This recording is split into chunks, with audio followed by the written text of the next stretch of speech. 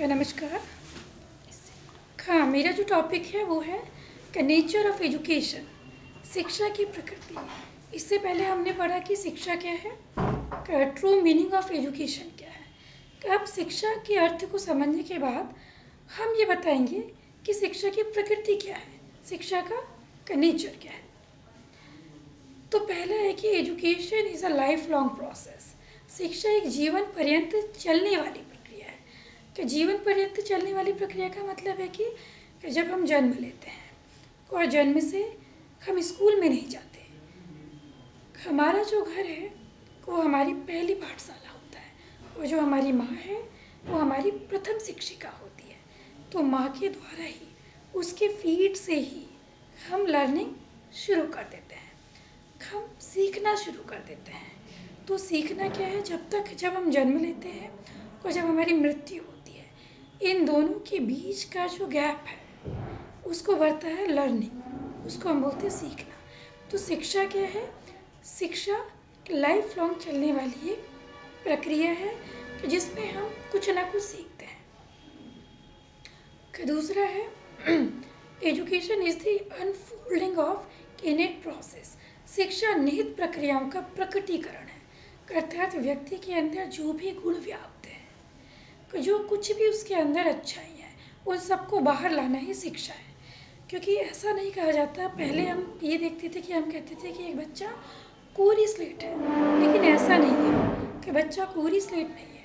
उसके अंदर बहुत सारी चीज़ें हैं, कि बहुत सारा ज्ञान है, कि बहुत सारी ऐसी पावर्स हैं, कि बहुत नॉलेज है। तो उन नॉलेज को बाहर निकालना ही है एजुकेशन। तो व्यक्ति के अंदर जो भी संभावनाएं हैं, उन संभावनाओं को बाहर लाना ही सही मायने में शिक्षा है। नेक्स्ट है education is individual as well as social. शिक्षा केवल व्यक्तिगत ही नहीं है और शिक्षा केवल सामाजिक ही नहीं है, अपितु शिक्षा व्यक्तिगत और सामाजिक के दोनों है। या हम यूँ कह सकते हैं कि शिक्षा व्यक्तिगत और सामाजिक जीवन के बीच की एक कड़ी है, कि जो कि व्यक्ति को व्यक्ति बने रहने और समाज के साथ एक सामंजस्य स्थापित करने में की मदद करती है।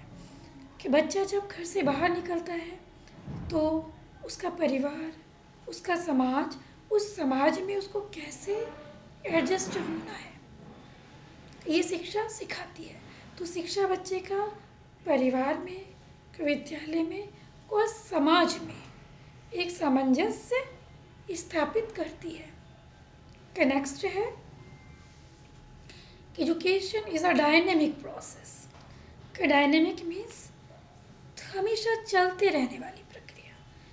शिक्षा गतिशील है, जो कि कभी नहीं रुकती है। हम निरंतर कुछ ना कुछ सीखते ही रहते हैं। कई बार ऐसा होता है कि बच्चा अगर नकारात्मक वातावरण में है तो वो गलत बातों को सीखता है, लेकिन सीखता है, कंटिन्यूसली सीखता है। और कई बार वो अच्छे वातावरण में होता है तो वो अच्छी बातों को सीखता है। तो बालक हमेशा कुछ ना कुछ सीखता है, और जब तक वो पढ़ रहा है, कि वो डिग्री ले रहा है, और डिग्री लेने के बाद जब उसकी पढ़ाई पूरी हो जाती है या वो किसी व्यवसाय की ओर को जाता है, तो बच्चा सीखता ही रहता है, शिक्षा नहीं रुकती। तो शिक्षा एक गतिशील प्रक्रिया है। नेक्स्ट है education is a bipolar process. शिक्षा एक द्विध्रुवीय प्रक्रिया है, यानी शिक्षा के दो ध्रुव हैं। पहला ध्रुव है टीचर और दूसरा ध्रुव है स्टूडेंट। तो शिक्षा एक बाइपोलर प्रोसेस है।